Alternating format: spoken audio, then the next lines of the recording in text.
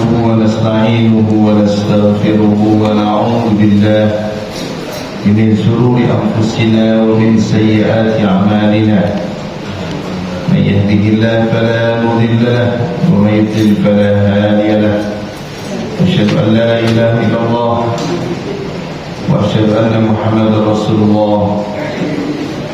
قال الله تعالى في القرآن الكريم: أعوذ بالله من الشيطان الرجيم. بسم الله الرحمن الرحيم. يا أيها الذين آمنوا كتب عليكم الصيام كما كتب على الذين من قبلكم لعلكم تتقون. وقال رسول الله صلى الله عليه وسلم: من صام رمضان إيمانا واحتسابا غفر له ما تقدم من ذنبه. Jamaah salat subuh rahimani wa rahimakumullah.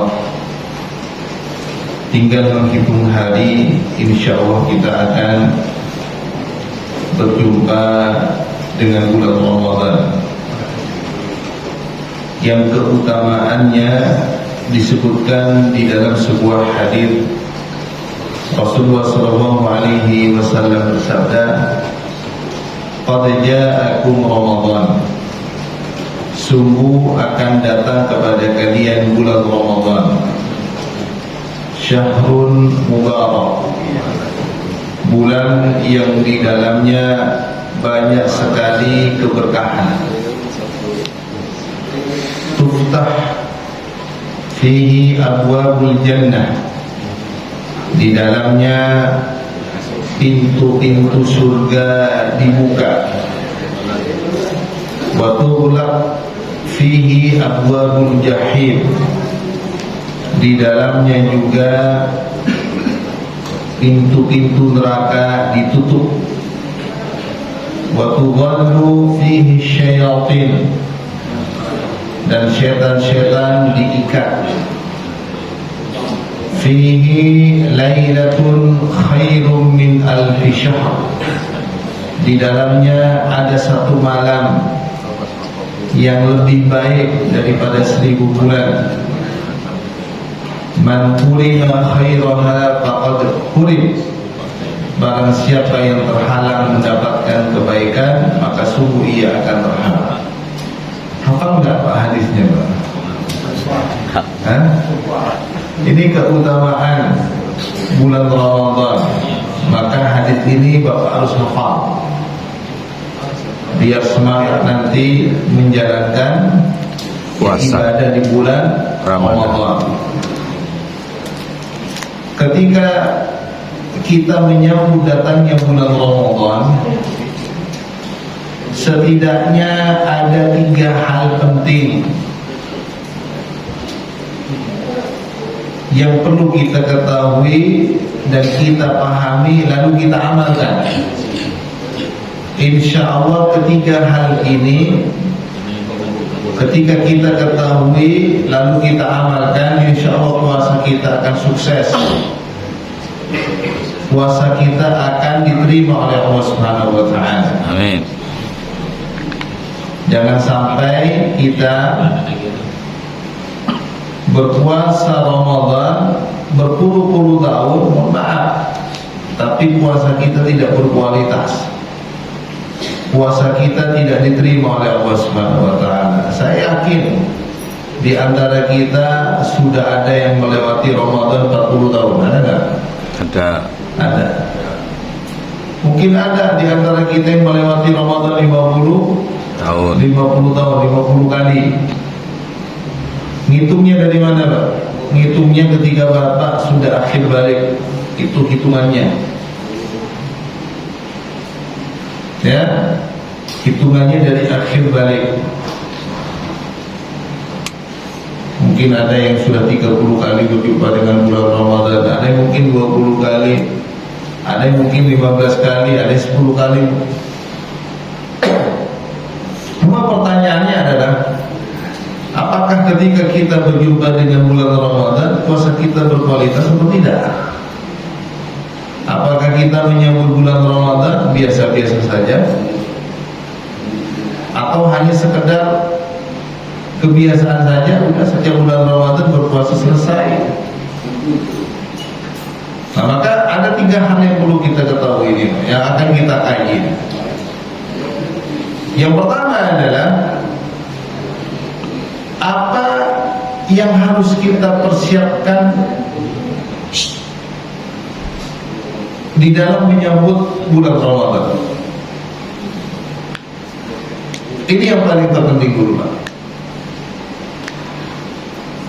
Jadi yang pertama, apa yang harus kita persiapkan di dalam menyambut bulan Ramadan? Tentunya yang harus kita lakukan yang pertama adalah memperkuat kerinduan dan kecintaan kita terhadap bulan Ramadan. Dengan datangnya bulan Ramadan, kita suka atau tidak? Senang atau tidak? Bergembira atau tidak? Karena ada sebagian dari kita, mohon maaf, ketika datang bulan Ramadan, puasa lagi, nggak makan, nggak bisa makan siang-siang lagi nih, nggak bisa ngopi nih. Apalagi sekarang nih udaranya panas nih, nggak enak puasa kayaknya nih. Kalau gitu Pak ya. Jadi sudah mulai ngeluh duluan, sudah mulai merasa tidak enak.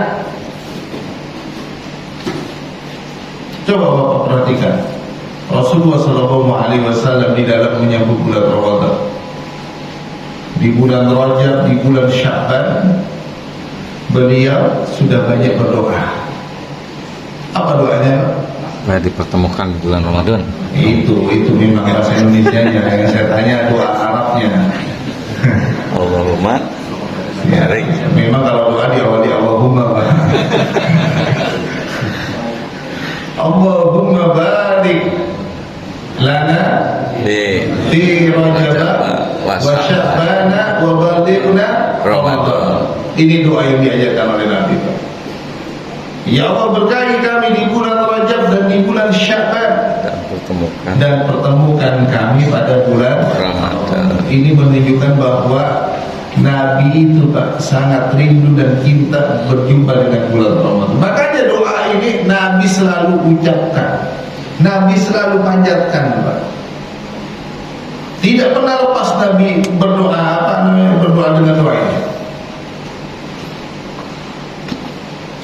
Dan bahkan kerinduan dan kecintaan juga dirasakan oleh para sahabatnya. Ini lebih dahsyat lagi, Pak. Mereka para sahabat Rasulullah SAW berdoa agar dipertemukan kembali dengan bulan Ramadan 6 bulan. 6 bulan sebelum Ramadan mereka sudah banyak berdoa agar dipertemukan dengan bulan Ramadan. Coba bayangkan 6 bulan. Apa doa yang mereka panjatkan? Allahumma sallimni ila Ramadan wa sallim li Ramadan wa tasallamhu minni mutaqabbala. Ya Allah, pertemukan kami dengan bulan Ramadan dan antarkanlah bulan Ramadan kepadaku ya Allah, dan terimalah amalan-amalan kami di bulan Ramadan. Doa ini diucapkan 6 bulan sebelum datangnya bulan Ramadan.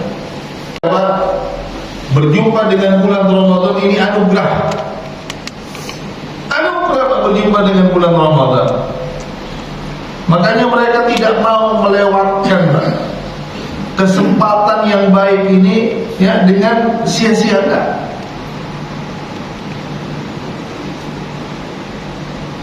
Dan yang kedua adalah yang perlu kita persiapkan juga di dalam menyambut datangnya bulan Ramadan adalah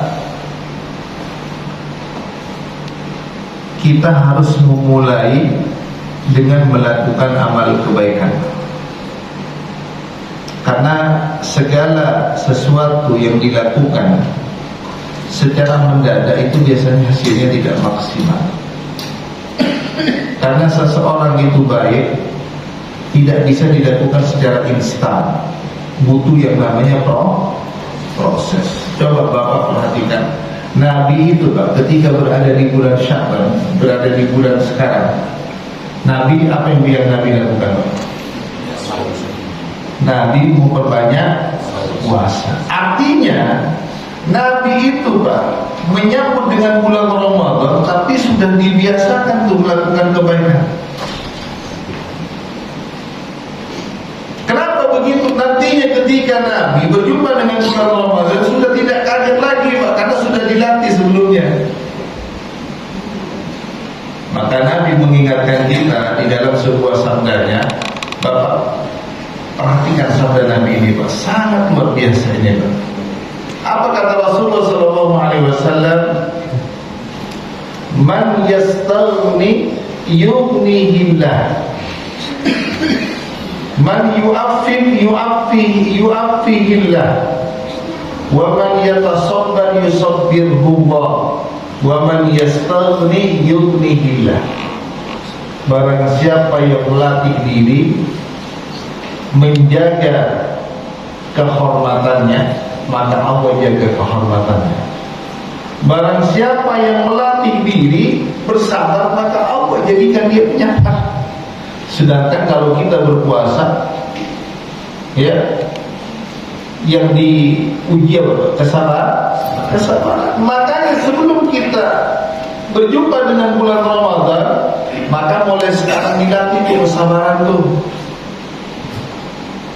Karena kan macam-macam sabar itu kan diantaranya kan ada as-sabru ala ta'ah, ada sabar ya di dalam menjalankan ketaatan. Bapak di bulan Ramadan itu diuji dengan kesabaran itu. Dari terbitnya matahari sampai terbenamnya matahari Bapak tidak makan, tidak minum, dan tidak berhubungan suami istri. Bapak diuji benar. Sabar enggak kita berpuasa?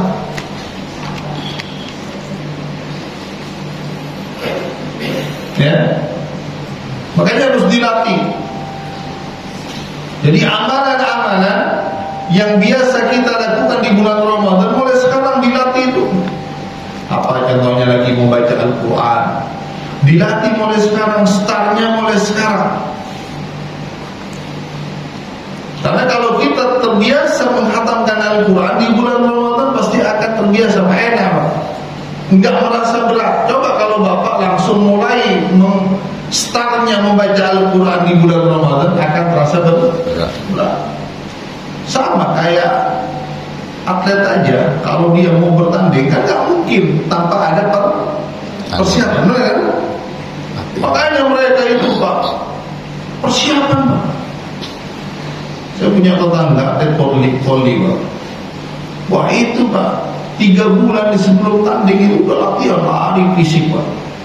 Latihan fisik tiap hari Pak, pagi, sore, pagi, siang, sore, begitu. Sampai segitunya iya kan mau tanding. Coba kita ini mau berjumpa dengan bulan Ramadan, seharusnya kita sudah melatih diri Pak, banyak-banyak membaca Al-Quran sekarang ini. Kemudian apa yang kedua? Banyak-banyak qiyamul lail mulai sekarang.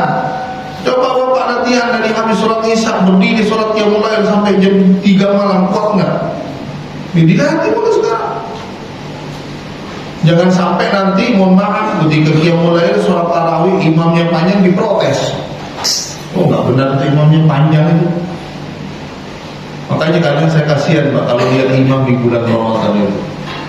Sangat terus Pak di hadapan jamaah nggak pernah benar. Malah imamnya di bulan Ramadan diatur oleh jamaah, oleh DKM. Padahal Nabi SAW bersabda, Innama ju'ilal imam liutamma bih. Seseorang itu diangkat menjadi imam untuk diikuti. Mau imamnya sholat, mau sampai jam 10, mau sampai jam 11, itu ikutin imam Pak.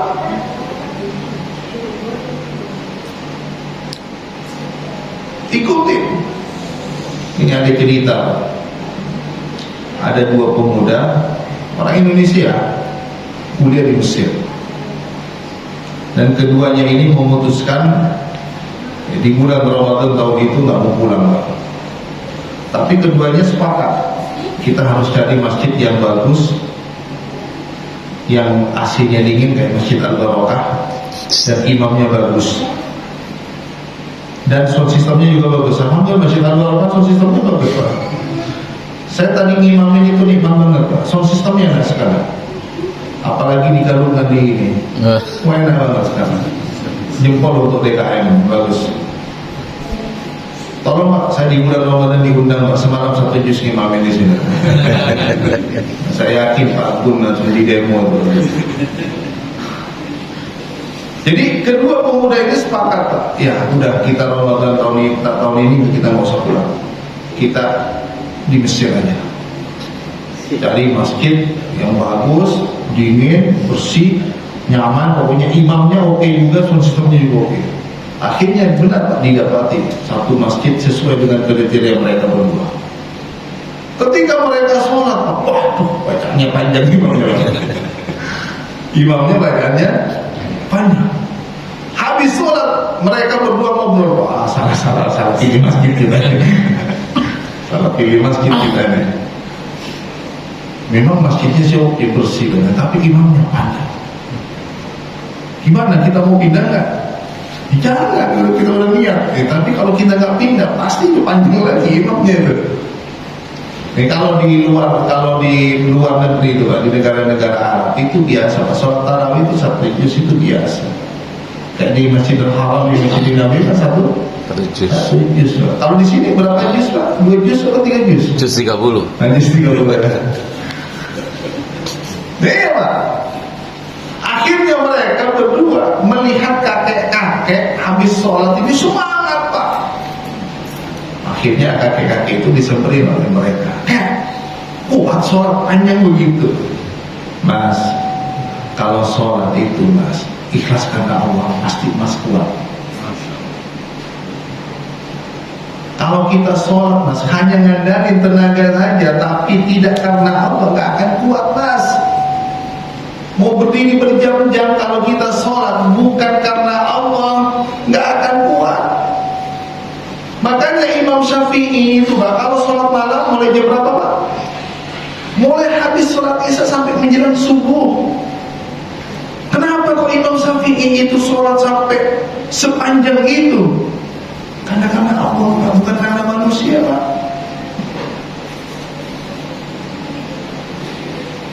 Coba saya mau nanya sama Bapak, jawab dengan jujur. Tapi habis itu diamalkan. Coba, sebaik-baik sholat malam bacaannya pendek atau panjang? Jawab Pak jujur. Sebaiknya panjang. Jangan sebaiknya. Panjang atau pendek? Panjang kalau bisa. Kalau nggak bisa yang bisa. Memang jamaah Masjid Al-Barokah unik gitu. Panjang kalau bisa. Kalau nggak bisa beda gitu ya. Ya, sebaik-baik sholat malam itu bacaannya panjang Pak. Loh, Ustaz kok begitu? Saya pakai dalil Pak. Saya berbicara begini bukan dari hati saya Pak. Saya pakai dalil Pak. Dalilnya mana Ustaz? Kok bisa Ustaz mengatakan sholat malam itu panjang? Nabi itu Pak, kalau sholat kakinya sampai Bengkak. Bapak kalau sholat itu udah pernah bengkak belum kakinya?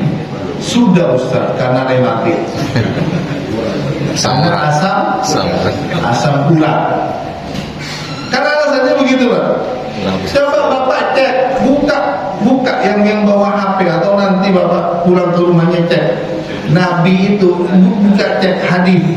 Nabi itu kalau sholat malam kakinya sampai buka, pasti Bapak akan temui itu di internet. Ini menunjukkan bahwa sholat qiyamul lailnya Nabi panjang. Nabi loh Pak, sampai Aisyah radhiyallahu anha bertanya, ya Rasulullah, mengapa engkau sholat malam sampai panjang wahai Rasulullah, kakimu sampai bengkak wahai Rasulullah? Bukankah engkau ini sudah diampuni oleh Allah? Bukankah engkau ini sudah dijamin masuk surga? Kenapa masih sholatmu panjang-panjang ya Rasulullah? Apa jawaban Rasulullah? Apakah tidak boleh aku menjadi hamba Allah yang bersyukur wahai Aisyah? Coba. Ini Nabi Pak. Kita sholat sedikit, imamnya telat, biasanya selesai jam 8:30, imamnya selesai jam setengah 9 lewat 10 langsung DKM-nya, langsung jamaah bilang ke DKM-nya, Pak nggak usah diundang lagi tuh imam itu, Delet. terlalu panjang Pak begitu Pak. Saya kalau diundang Pak di masjid ngimamin sama kultum, kalau DKM-nya nyamperin saya, Ustaz nanti sholatnya sampai jam setengah 9 ya Ustaz, Bapak aja yang imamin. Loh kenapa Ustaz? Iya Pak, saya nggak mau diatur Pak. Saya nggak mau diatur. Oh berarti Ustaz mau jadi makmum? Iya, saya mau jadi makmum itu Pak. Silakan Bapak yang imamin. Saya begitu Pak. Nabi bersabda innama ju'ilal imam liyutamma bihi, seseorang itu diangkat menjadi imam untuk diikuti. Kenapa imamnya mana diatur? Oh jangan kalau begitu ya Ustaz, saya ngikutin Ustaz ya. Kami nggak ada yang bisa imam Ustaz. Ya sudah Bapak ikutin saya. Ternyata Pak, saya selesai itu nggak nyampe jam setengah 9 Pak. Wah langsung kaget DKM Ustaz, katanya Ustaz kok bisa cepat begitu Ustaz? Saya mikir Pak, saya lihat jamaah yang sudah tua-tua banyak Pak. Kalau saya sholat nanti mau panjang, saya sholat sendiri Pak. Habis pulang dari masjid, saya dari masjid yang lain, saya sholat di situ sambil baca Al-Quran. Jadi boleh Bapak menghatamkan Al-Quran itu melalui apa? Melalui sholat. Kalau nggak hafal gimana Ustaz? Megang mushaf. Saya sarankan megang mushaf. Kalau megang HP boleh nggak Ustaz? Boleh. Kalau di Arab Bapak lihat di Masjidil Haram itu makmumnya itu nyimak sambil megang HP. Khawatir kalau Bapak megang HP ada WhatsApp masuk dibalas dulu. Kebiasaan orang Indonesia kan begitu Pak, benar nggak ya? Enggak bisa lihat HP bunyi langsung khawatir Bapak sholat. Entah pada di sholat ini Pak, nanti ditikungin lagi, takutnya begitu. Makanya pakai mushaf. Mushafnya seperti apa Ustaz? Mushaf yang pakai saku, mushaf yang bisa mushaf saku namanya, yang bisa dimasukin ke saku kita. Ya. Maka bersyukur Bapak yang masih penglihatannya masih bagus ya kan. Biasanya kan ada di antara kita usianya semakin tua kan, mohon maaf penglihatannya sudah mulai berkurang. Kalau masih bagus kan Bapak nyimak gitu Pak. Yang penting jangan sering-sering gerak aja. Seperti itu. Coba Bapak lihat di Masjidil Nabawi, Masjidil Haram, orang yang hafal Al-Quran itu lihat gimana. Biar pikirannya nggak kemana-mana nih Pak. Kalau biasanya imamnya panjang, kalau kita nggak hafal, nggak megang mushaf gini Pak. Kapan selesainya? Ngantuk juga. Iya kan? Makanya pentingnya kita hafal Al-Quran. Makanya Bapak kalau bermakmum ya, Bapak makmum tapi Bapak hafal yang dibaca oleh imam, enak nggak Pak? Enak. Tapi kalau kita nggak hafal apa yang dibaca oleh imam, udah pikirannya kemana-mana. Aduh, kalau kayaknya masih ada sisa di rumah. Iya. Makanya biar tidak kemana-mana pikirannya, boleh Pak megang mushaf, boleh. Yang penting jangan banyak gerak, dikurangi geraknya. Dan imamnya juga harus hafal Quran. Biasanya mohon maaf kalau di bulan Ramadan itu di depan imamnya ada Quran. Boleh nggak? Boleh. Tapi sebaiknya jadi yang hafal Al-Quran aja. Itu lebih oke, ya. Jadi Bapak kalau mau cari informasi masjid yang sholat tarawihnya 1 juz, saya kasih rekomendasi di daerah Bekasi, Masjid Al-Barakah. Insya Allah tahun ini menerapkannya 1 juz ya. Sepakat nggak Pak ya? Pasti dari pindah dari masjid yang lain. Nah iya, kalau di bulan Ramadan sudah Pak, sudah bisa ditempatin. Yang dicari masjid-masjid yang bacanya pendek-pendek, nggak mau. Sudahlah, saran saya daripada ada perdebatan mastatoktum saja, semampu kalian saja deh. Itu lebih aman, lebih aman ya. Mastatoktum. Karena ada dalilnya kan, fattaqullaha mastata'tum, bertakwalah kalian semampu kalian. Kalau mampunya sholat tarawih jam 8:30, udah 8:30 aja, jangan dipaksakan daripada bubar. Ya, daripada orang tidak sholat tarawih. Jadi seperti itu. Kalau ada yang mau panjang silakan nambah sendiri. Habis sholat tarawih selesai bapak nambah sendiri. Jadi ya bapak, biar bapak bisa mau sampai jam berapapun. Cuma kan masalahnya, mohon maaf, kita itu ketika di bulan Ramadan kadang ibadah udah malas Pak. Apa yang menyebabkan malas kita ibadah di bulan Ramadan, di malam hari? Karena kebanyakan makan kekenyangan. Itu yang menyebabkan apa? Bapak itu muak nggak terhitung. Ngantuk, benar kan? Betul. Coba bapak buka puasanya itu sewajarnya saja, secukupnya saja. Saya kira fit Pak. Loh iya Pak. Makan kolak, makan apa?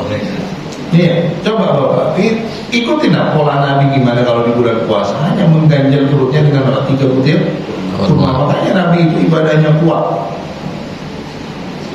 Ya. Kemudian yang ketiga adalah yang perlu kita persiapkan juga di dalam menyambut datangnya bulan Ramadan, kita harus paham tentang fikih puasa. Ini insya Allah kita akan kaji sebentar lagi. Karena ada sebagian dari kita, mohon maaf, sangat minim pengetahuannya tentang fikih puasa. Ya, ada bapak-bapak usianya sudah sekitar 52 tahunan. Dia datang ke saya bertanya, Pak Ustadz, saya mau bertanya, tapi mohon maaf pertanyaannya agak sedikit kurang sopan. Di bulan Ramadan itu boleh nggak sih Ustadz berhubungan suami istri? Saya bilang boleh. Tapi di malam hari, waduh ketipu saya Ustaz. Maksudnya ketipu gimana Pak? Saya dari awal menikah sama istri saya dilarang kalau bulan Ramadan berhubungan Ustaz. Malam juga enggak? Malam juga enggak Ustaz. Itu kata siapa Pak? Kata istri saya. Enggak boleh Pak di bulan Ramadan berhubungan. Mau siang mau malam enggak boleh. Ya, fokus ibadah. Fokus ibadah. Benar. Oh gitu Ustaz. Aduh ketipu saya. Istri saya. Ya Ustaz, kalau begitu saya mau pulang Ustaz. Jangan dulu, jangan marahin saya nanti dimarahin punya apa? Bukan begitu Pak. Caranya bukan begitu. Nah, Bapak sampaikan aja, Mak, tadi saya ngikutin pengajian tuh fikih tentang puasa di masjid sama Ustaz. Boleh Mak. Nah, harus begitu, jangan langsung dimarahin Pak. Jadi memang ada ya orang yang tidak paham tentang fikih puasa. Jadi hal-hal yang seperti ini Bapak jangan sampai nggak tahu. Dia nggak ketipu. Oh, memang dalam hadis itu disebutkan, ini hadis ini dari Aisyah radhiyallahu anha. Rasulullah sallallahu alaihi wasallam bersabda, "Idza dakhala al-ashru," ya, apabila Nabi memasuki 10 hari terakhir di bulan Ramadan, syadda mizarahu. Nabi itu mengencangkan apa? Sarung. Nah, ikat pinggangnya. Maksudnya Nabi di 10 hari terakhir untuk sementara tidak menggauli istri-istrinya dulu. Fokus ibadah ini kalau di 10 hari terakhir. Jadi seperti itu Pak. Memang ada hadisnya, tapi bukan dari awal puasa Pak. Ya, makanya istrinya juga punya dalil. Ketika suaminya mengatakan seperti itu, boleh kok kata Pak Ustadz kok. Istrinya punya dalil. Gimana dalilnya Pak? Dalilnya, ya ma'syaras syabab, man istaqa'a minkum falyatazawwaj, fa innahu aghaddu lil basari wa ahsanu lil farj. Wahai para pemuda, jika kalian mampu menikah maka menikahlah, karena dengan kalian menikah itu bisa menjaga kehormatannya dan bisa menjaga ya pandangan.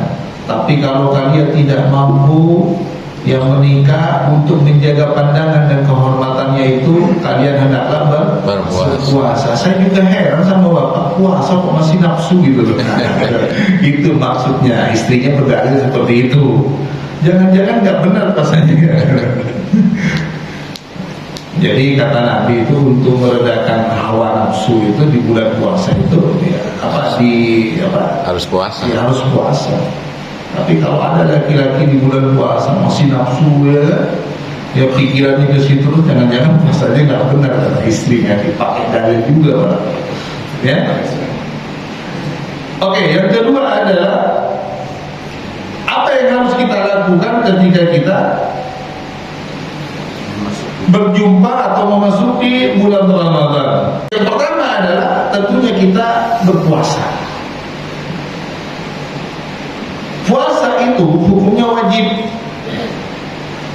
Ini sering saya sampaikan kepada Bapak dan Ibu sekalian. Kalau kita berbicara tentang hukum, maka kita harus menunjukkan dalilnya.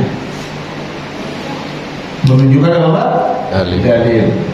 Agar hukum itu kuat. Terkadang ada sebagian dari kita, mohon maaf, hanya tahu hukumnya tapi nggak tahu dalilnya. Ya orang anggapnya hukumnya apa yang kita sebutkan itu tentang hukum masalah apapun nggak kuat. Puasa wajib berdasarkan firman Allah Subhanahu wa taala di dalam surat Al-Baqarah ayat berapa? 183. Ini dalilnya. Apa kata Allah? Ya ayyuhalladzina amanu kutiba 'alaikumusiyam kama kutiba 'alal ladzina min qablikum la'allakum tattaqun. Wahai orang-orang yang beriman. Disebutkan orang-orang beriman. Kenapa tidak disebutkan wahai orang-orang Islam?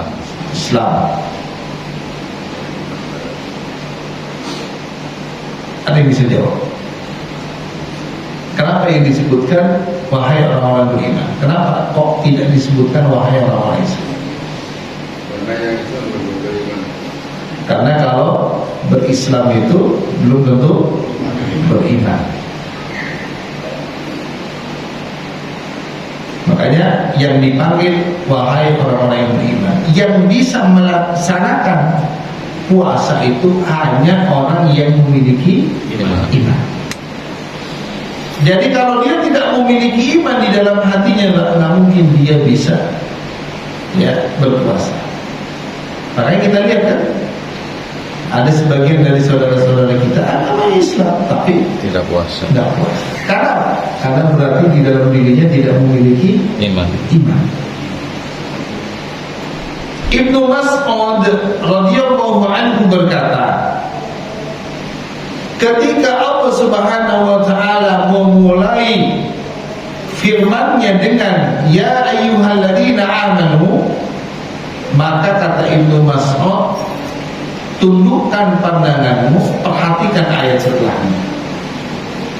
Karena ada informasi penting yang Allah sampaikan kepada kalian. Fokus terhadap ayat setelah ya ayyuhalladzina amanu. Itu bisa perintah atau bisa larangan. Maka Bapak cek coba baca dalam Al-Quran ayat-ayat yang didahului oleh ya ayyuhalladzina amanu, pasti setelahnya kalau tidak perintah pasti larangan. Maka di ayat ini Allah Subhanahu wa taala menyebutkan ya ayyuhalladzina amanu kutiba 'alaikumusiyam, perintah untuk berpuasa. Kalau itu perintah, maka kata ulama tadullu 'ala wujub, menunjukkan kewajiban. Kalau sudah wajib harus dilaksanakan. Tidak ada pilihan, kita harus mengerjakannya. Kalau kita meninggalkannya, kita berdosa. Nah, itu wajib.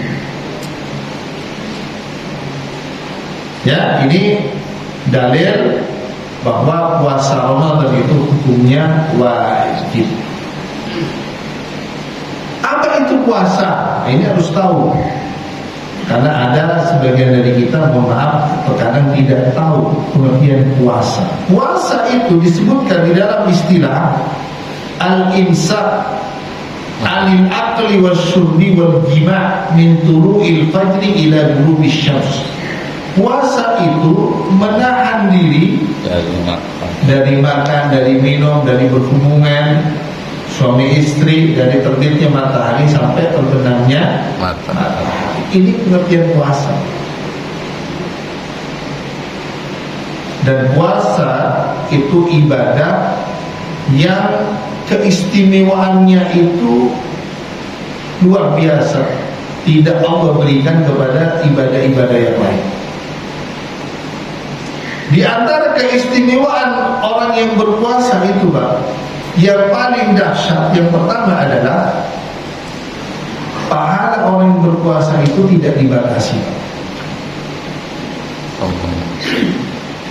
Berbeda dengan ibadah-ibadah yang lain. Sebagai contoh misalnya, kalau Bapak sholat subuh, itu pahalanya berapa? Sholat subuh berjamaah di masjid 27 saja. Dalam riwayat yang lain berapa? 25. Berarti sholat berjamaah di masjid, takaran pahalanya dibatasi atau tidak? Dibatasi. Karena disebutkan dalam sebuah hadis qudsi, Rasulullah SAW bersabda, kullu amal ibni Adam yudha'af al-hasanatu asru amthaliha ila sab'i mi'ati dhifin. Setiap anak Adam, maksudnya manusia, apabila dia melakukan suatu amalan, itu pahalanya dari 10 sampai 700 kali lipat. Illa shaum, kata Allah, kecuali puasa. Fa innahu li wa ana ajzi bi. Karena puasa itu untukku dan aku sendiri yang akan membalasnya. Jadi pahala puasa kita itu, Pak, yang tahu Allah. Kita dapat berapa pahala itu yang tahu Allah, Pak. Kita sendiri nggak tahu. Tergantung kualitas dari puasa kita itu. Maka disebutkan dalam sebuah hadis, Nabi SAW bersabda, betapa banyak orang yang berpuasa tapi tidak mendapatkan apa-apa, tapi hanya mendapatkan apa? Lapar dan haus. Nah, ini hadis ini, Pak, sebenarnya memberikan peringatan kepada kita. Kita ini puasanya apakah seperti itu atau bagaimana? Karena yang mengatakan Nabi, betapa banyak orang yang berpuasa tapi nggak mendapatkan apa-apa, hanya haus dan lapar saja. Kita selama ini berpuasanya modelnya seperti ini atau gimana, Pak? Apa kita hanya menahan lapar dan haus? Apakah itu puasa yang berkualitas? Tidak, Pak. Agar puasa kita berkualitas, tentunya kita tidak sekedar menahan lapar dan haus saja, tapi harus didukung oleh ibadah-ibadah yang lain. Seperti apa misalnya pendukung dari ibadah-ibadah puasa agar puasa kita berkualitas? Qiraatul Quran, Quran, membaca Al-Quran. Ini pendukung ibadah puasa yang luar biasa, Pak. Makanya coba Bapak lihat Rasulullah SAW ketika memasuki bulan Ramadan, ketika berjumpa dengan bulan Ramadan, apa yang dilakukan oleh Nabi? Tidak lepas dengan kegiatan Quran di samping puasa. Bahkan yang lebih spesial lagi apa? Ketika Nabi membaca Al-Quran, itu langsung disimak oleh siapa, Pak? Jibril. Oleh malaikat Jibril. Dan Jibril itu datang kepada Rasulullah itu di setiap tahun, hanya di bulan Ramadan. Murojaah Nabi kepada malaikat Jibril. Coba. Jadi artinya apa? Di bulan Ramadan di samping berpuasa, fokus kepada Quran.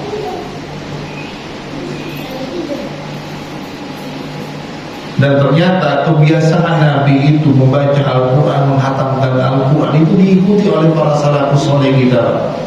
Misalnya contoh Imam Abu Qatadah. Imam Abu Qatadah itu Pak, sebelum bulan Ramadan beliau tuh punya kebiasaan 7 hari sekali menghatamkan Al-Quran.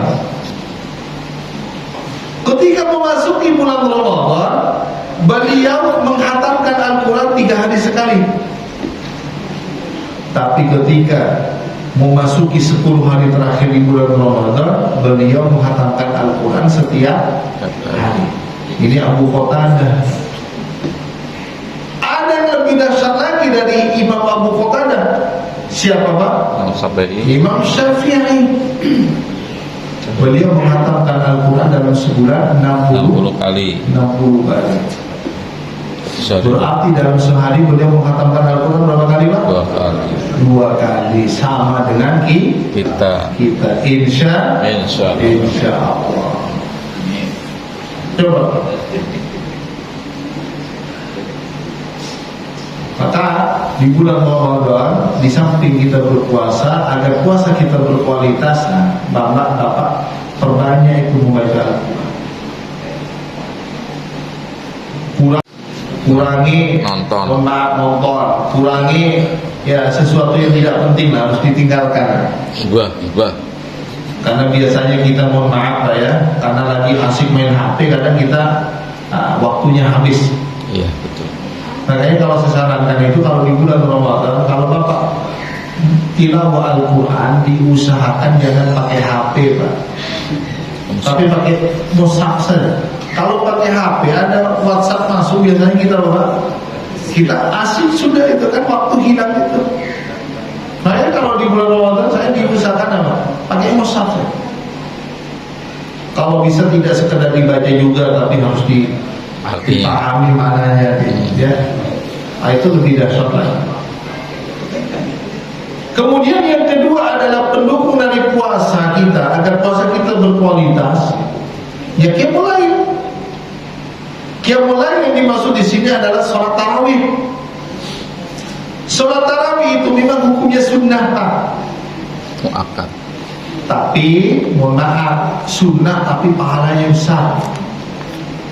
Makanya diusahakan Bapak ini semangat sholat tarawihnya dengan jangan di 10 hari pertama saja, sampai terakhir Pak. Ya kan di Indonesia kan begitu kan. Semangat sholat tarawihnya di awal saja. Penuh. Makin ke belakang makin maju. Sopnya. Coba Bapak lihat di Masjid Nabawi, Masjid Haram. Yang belakang banyak. Sana orang pilihan ya Pak. Apa ya? Orang pilihan ya. Kalau di sini nggak orang pilihan gitu ya. Ini coba Pak.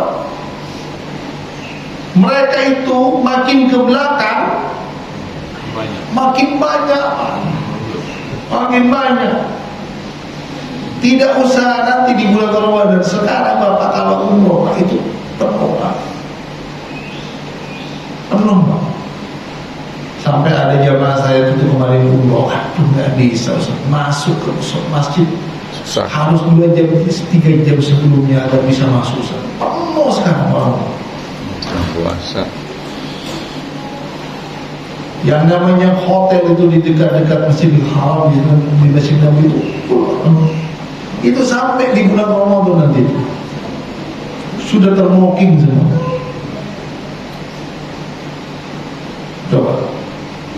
Ya, kalau kita kan semangat ibadah sholat tarawihnya hanya di awal-awal saja.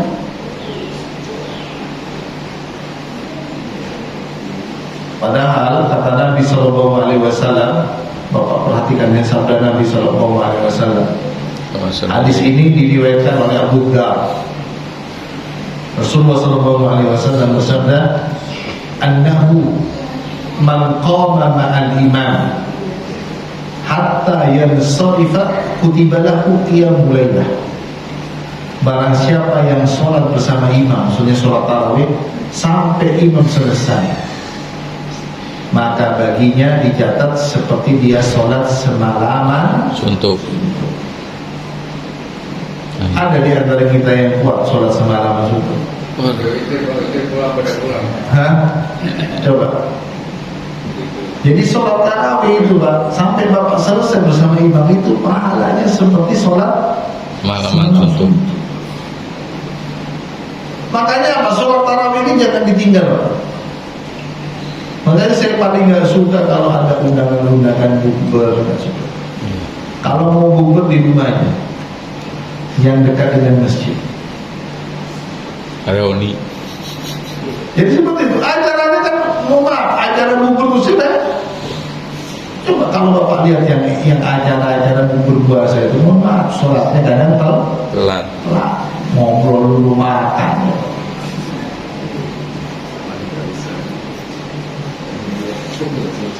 Itu berarti nggak boleh, saya boleh silakan. Saya nggak melarang. Apalagi buburnya misalnya di Sabtu, di hari Sabtu, buburnya di Bogor, Bapak jalan mulai habis asar udah jalan gitu ya.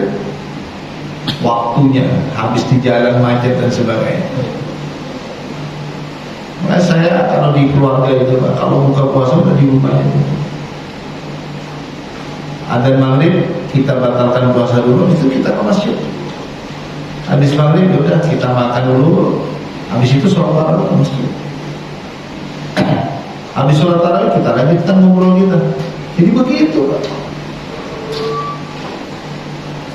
Agar apa? Agar sholat tarawih kita nggak tinggalkan, karena pahalanya besar. Jadi seperti itu. Kemudian apa lagi pendukung dari ibadah puasa di samping kita sholat tarawih? Banyak sedekah. Banyak-banyak bersedekah. Karena Nabi SAW manusia yang paling dermawan. Tapi dermawannya itu di bulan Ramadan lebih dahsyat. Bapak kalau punya kemampuan itu udah banyak-banyak bersedekah, banyak-banyak memberikan buka puasa kepada orang-orang yang berpuasa. Kepada orang-orang yang berpuasa. Coba Bapak lihat di Masjidil Haram, di Masjidil Nabawi, mereka itu luar biasa Pak ya. Berebutan Pak, memberi apa Pak? Makanan. Memberi makanan. Coba. Karena mereka tahu Pak, pahalanya itu Pak. Jadi memberi pahala, memberi buka itu kepada orang yang berpuasa itu kan sama, pahalanya sama kan? Dengan yang berpuasa. Pahalanya sama dengan orang yang berpuasa dan bahkan tidak mengurangi. Bapak misalnya mampunya hanya memberikan apa? Memberikan air minum, boleh kasih. Sekardus, 2 kardus, 3 kardus. Ini pendukung puasa kita. Dan tentunya juga jangan lupa di bulan Ramadan itu kita harus banyak-banyak berdoa. Karena disebutkan dalam sebuah hadis, talatatun la turaddu da'watuhum. Ada 3 doa yang tidak pernah Allah tolak. Pasti diijabah oleh Allah Subhanahu wa taala. Di antara 3 doa yang tidak pernah Allah tolak adalah as-shaimu hatta yuftir. Doanya orang yang berpuasa sampai dia berbuka puasa. Artinya sepanjang kita berpuasa berdoa diijabah oleh Allah Subhanahu wa taala. Yang Bapak yang punya hajat-hajat besar tuh yang belum dikabulkan, perbanyak berdoa di bulan puasa. Tahun yang lalu ada seseorang datang ke saya, usianya sudah 36, belum dapat jodoh. Saya bilang perbanyak doa di bulan Ramadan. Insya Allah di bulan Syawal kamu menikah. Benar Pak, di bulan Syawal menikah nih. Alhamdulillah Ustaz, doa saya dikabulkan Ustaz. Gimana ceritanya ente? Kok bisa langsung secepat ini ya? Iya Pak Ustaz, saya lagi duduk tuh di masjid itikaf 10 hari. Nggak taunya saya ada ibu-ibu datang itikaf juga Ustaz. Nawarin anaknya ke saya. Mantu. Mungkin karena lihat saya mungkin Masya Allah Ustaz ya, ditawarin saya, kamu mau gak sama anak saya? Sudah Ustaz. Ya Bu, nanti habis lebaran langsung saya ke rumah ibu. Cocok Ustaz, langsung nikah. Coba. Itu doanya orang yang berpuasa. Kata Nabi Allah, talatatun la turaddu da'watuhum. Ada 3 doa yang tidak pernah Allah tolak. Di antaranya adalah as-shaimu hatta yuftir. Dahsyat orang yang berpuasa itu Pak, doanya Pak. Ya, yang punya ayat besar, perbanyak doa di bulan Ramadan. Ya, mungkin ini dapat saya sampaikan. Silakan yang mau didiskusikan. Ya Pak Ustaz. Ya. Tadi terkait dengan sholat tarawih Pak Ustaz. Ya. Kan kita harus mengikuti sampai selesai ya imam. Ya. Cuma kadang-kadang di sini saya lihat sholat tarawih kan di sini 20 rakaat, baru 8 itu udah pada pulang. Nanti katanya witirnya di rumah ini bagaimana Pak Ustaz? Oh, di sini 20. Ada yang seperti itu, ada yang sebagian lanjut, sebagian pada pulang nih, karena mungkin Nah, saya mau bertanya kenapa yang 8 pulang? aduh harus tanya sama orangnya.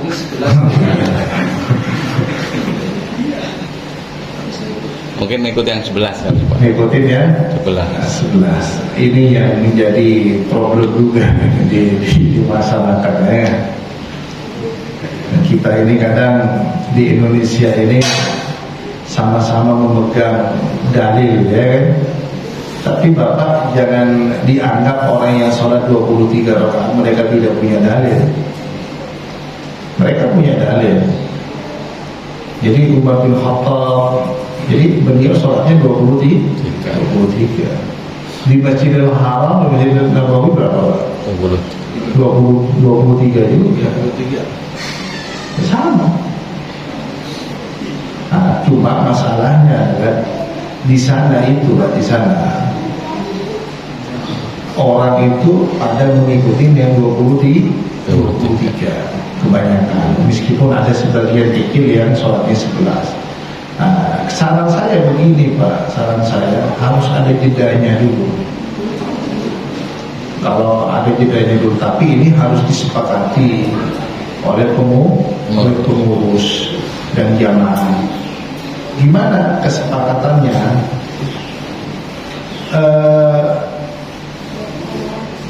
Imamnya itu yang 11 itu, yang ini 11 itu ya dia tetap imamnya. Nanti yang 23 itu belakangan. Kalau imamnya tetap jamaahnya Pak Ustaz. Jamaahnya ya. Iya, imamnya tetap 23 jamaahnya ya. Jamaahnya ya. Repot ya.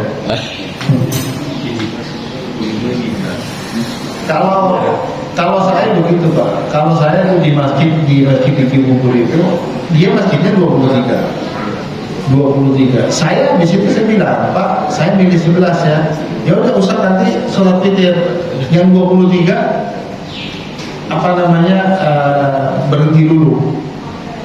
23 berhenti dulu, saya witir dulu, baru habis itu ya udah saya pulang. Okay. Yang 11 sudah ikut pulang juga. Nanti yang 23 pakai imam lagi, itu mungkin solusinya. Berarti kalau yang 11 berarti witirnya tetap di sini ya Pak Ustaz. Iya, pulang itu ya. juga di sini dikasih minta waktu ke pengurus, makanya harus disepakati seperti itu. Kalau saya Pak Ruslan, saya kan ada kegiatan nih jam 10, saya kan setiap jam setengah 10 saya ada kegiatan taklim di setiap bulan Ramadan. Maka kalau saya punya jadwal di masjid yang 23, saya minta izin Pak, saya sampai jam sampai jam 11 rakaat aja Pak ya. Oh boleh Ustaz, nggak apa-apa. Tapi saya witirnya bersama dengan jamaah Pak, yang 11 Pak. Oh nggak apa-apa.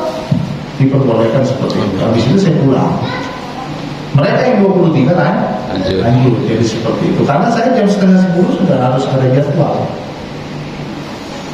Tapi kalau nggak ada jadwal, saya ngikutin yang 23. Bapak kalau nggak ada jadwal, ikutin aja 23. Nggak ada masalah. Jadi seperti itu. Sekarang ya mohon maaf, ada sebagian masjid sudah yang dulunya 23 sekarang 11 Pak. Karena apa? Karena mohon maaf, akhirnya jamaahnya itu separuh pulang, separuh lanjut. Iya.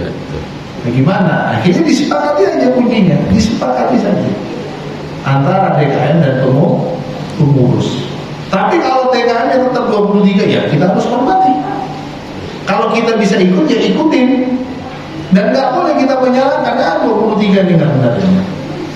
Yang 23 bilang yang 11 ini nggak benar. Jangan begitu. Harus cari jalan solusinya gimana ukhuwah itu tidak pecah, tetap berjalan. Mau 11 silakan, mau 23 silakan. Jadi seperti itu. Cuma kalau yang 23 memang agak sedikit panjang seperti itu. Tapi kualitasnya juga diperhatikan Mbak ya. Mohon maaf, ada orang yang sholat 23 rakaat misalnya, tapi kualitasnya nggak diperhatikan. Bismillahirrahmanirrahim. Gimana ya? Karena ngejar apa Pak? Ngejar selesai. Kurang tumanina. Ya bukan kurang tumanina lagi, sangat tidak tumanina. Dan bahkan mohon maaf, itu sholatnya bisa tidak sah. Karena tumanina itu rukun. Yang di mana itu di daerah Jawa Timur itu, ya. Di Blitar itu, wah cepat sekali. Waladhdallin amin, nggak jelas bacaannya. Sedangkan tarawih itu menurut bahasa itu kan santai, santai. Bacaannya santai. Cuma kalau di bulan Ramadan imamnya bacaannya pelan. Bismillahirrahmanirrahim. Diprotes Pak. Kalau bisa di bulan Ramadan, mohon maaf, cari imam yang bagus suaranya. Saya Pak, di masjid kami di Cibubur, Bapak bisa cek, di bulan Ramadan itu imam internalnya itu kita di bulan Ramadan hanya dikasih jadwal 3 Pak dalam bulan Ramadan. Ini imam-imam dari luar. Bapak tahu kalau yang Bapak pernah ke Aceh, di Aceh itu di Banda Aceh, itu ada namanya Masjid Oman. Masjidnya dulunya kena tsunami hancur. Nah, lalu dengan Oman itu, pemerintah Oman itu membangun masjid di situ. Okay. Ada Masjid Oman, namanya Masjid Oman. Itu di samping masjid itu ada hotel Mekah dan Madinah, itu namanya. Itu kalau bulan Ramadan, aduh hotelnya itu penuh Pak. Orang itu kalau ibadah di situ Pak di bulan Ramadan. Apa yang menarik Pak? Imamnya langsung didatangkan dari Saudi Pak, 2 orang. Setiap Ramadan, imam lokalnya diistirahatkan dulu sebentar, hanya ngimamin rawatibnya saja. Karena terus terang, mohon maaf, kalau kita sholat tarawih, imamnya bagus, enak gak sholat? Enak Pak. Tapi kalau di bulan Ramadan imamnya nggak enak suaranya Pak, mohon maaf, batuk-batuk lagi, panjang pendeknya nggak benar lagi, nggak ada. Benar, imam itu berpengaruh. Tapi memang ya mohon maaf, kan masjid, nah udahlah pakai seadanya aja lah, nggak usah biasa aja. Kalau saya Ramadan itu harus yang berkualitas, mau tidak mau harus begitu Pak. Saya bilang ke DKM, Pak, mau bertahan gak jamaah ini yang banyak ini? Mau nggak usah. Ya sudah, kita siapkan uang, kita alokasikan bagaimana masjid ini bisa nyaman. Di antara salah satunya imam, diperhatikan. Coba Bapak sholat bermakmum di belakang Masjidil Rasyid gimana? Enak Pak? Nggak mau berhenti kita Pak. Coba orang-orang yang jamaah umroh itu, kalau sholat tarawih di sana coba di bulan Ramadan, apa kesannya mereka? Sholat meskipun bacanya panjang nggak terasa ya. Karena kenapa Pak? Nikmat. Imamnya enak. Tapi kalau imamnya nggak enak, bacaannya panjang lagi, udah yang ada Bapak, panjang amat dia. Jadi sholat kita bukannya tenang, malah emosi. Penting Pak. Apalagi di Masjid Al-Barakah sudah ada sound system nih, udah enak ya. Tinggal cari imam-imam yang enak ya. Nah, kalau ada yang dari internalnya bagus, pakai Pak. Jadi seperti itu. Kalau di tempat saya di depan rumah itu, masjid depan rumah di Bekasi, orang internalnya bagus-bagus Pak. Ya kita pakai imam mereka semuanya. Pakai. Jadinya jamaah enak ya. Jadi tolong dimusyawarahkan ini ya. Yang jumlah sholat tarawihnya tetap kita harus menghormati Pak. Mau 23 boleh, 11 boleh, silakan. Tapi yang penting jangan sampai kita saling menyalahkan, nggak boleh Pak. Karena semuanya megang dalil masing-masing. Nggak boleh Pak. Kan kita kan kadang mohon maaf ditandain tuh. Oh 23 itu masjidnya NU tuh. Yang 11 masjidnya Muhammadiyah. Nggak boleh begitu Pak. Nggak ada masjid milik NU, milik Muhammadiyah, nggak ada. Masjid miliknya umat Islam. Apapun organisasinya kita harus menghormati. Nggak boleh kita, mohon maaf, saling menghina. Ya, kalau ada yang berbeda dengan kita hina, nggak boleh. Umat Islam harus bersatu. Sudah tidak ada lagi kita membahas tentang perbedaan-perbedaan, itu masalah furu'iyah. Ya, selama perbedaan itu bukan di bidang akidah. Kalau hanya sekadar fikih ada masalah. Jadi seperti itu, Pak. Misalnya apa? Kalau sholat subuh ya silakan. Kalau mau qunut subuh silakan. Kalau enggak ya silakan. Saling menghormati. Jadi begitu, Pak. Kalau saya ngisi di masjid di Metropol di Tambun Utara, DKI Bina Ustaz, di sini nggak ada qunut subuh ya kita ngikutin. Tapi kalau di Masjid Al-Barakah Ustaz ada qunut subuh, saya akan qunut. Jadi begitu, menghargai perbedaan. Ya, menghargai perbedaan. Insya Allah ukhuwah kita makin berjalan. Ya, cukup Pak ya? Cukup Pak. Cukup, insya Allah sudah jelas ya. Tinggal kita banyak-banyak berdoa kepada Allah Subhanahu Wa Taala. Yang paling terpenting adalah mudah-mudahan kita diberikan apa? Panjang usia, diberikan kesehatan, ya, agar kita bisa berjumpa dengan bulan Ramadan. Saran saya, Bapak, kapan Ustaz saya bisa berpuasa? Ini kayaknya kita ini tahun ini berpuasanya gimana? Ikutin pemerintah. Ya ayyuhalladzina amanu atii'allaha wa atii'ur rasul wa ulil amri minkum. Jadi saran saya ikutin pemerintah. Insya Allah lebih afdal dan lebih aman. Jadi seperti itu. Sepertinya tahun ini sama.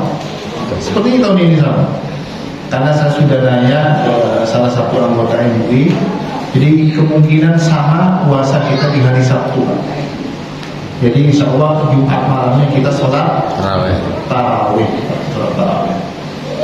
Ya, jadi kan enak kalau puasa kita sama, ya kan? Lebaran kita sama, enak. Jadi seperti itu. Kita tutup dengan doa kaum majelis. Subhanakallahumma wa bihamdika asyhadu an la ilaha illa anta astaghfiruka wa atubu ilaik. Assalamualaikum warahmatullahi wabarakatuh.